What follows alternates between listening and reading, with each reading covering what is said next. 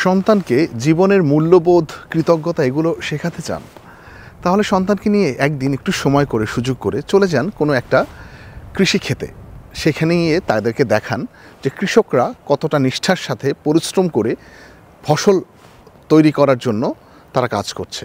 একটা পর্যায়ে কতগুলো স্তর পার হয়ে কতগুলো পরিশোধন প্রক্রিয়ার মাধ্যমে তার প্লেটে খাবারটা যাবে। সে শুধুমাত্র খাবারটা পায়, কিন্তু এই খাবারটা পাওয়ার আগে ঠিক কতগুলো স্তর পার হয়ে আসে, কতগুলো শ্রেণী পেশার মানুষ এর সাথে নিয়োজিত। যখন সে এটা বুঝবে, তখনই আস্তে আস্তে করে সে সমাজের সকল শ্রেণী পেশার মানুষের কাজগুলো বোঝার জন্য সে উদ্গ্রীব হবে এবং একটা সময় সে মানুষের প্রতি জীবনবোধ তৈরি হবে, জীবনের প্রতি জীবনবোধ তৈরি হবে এবং একটা সময় সে কৃতজ্ঞ হবে এবং চমৎকার করে তার একটা মানসিক গঠন তৈরি হবে, যেটা একটা সুশিক্ষা হয়ে আপনার সন্তানকে চমৎকার একটা মানুষে পরিণত করবে।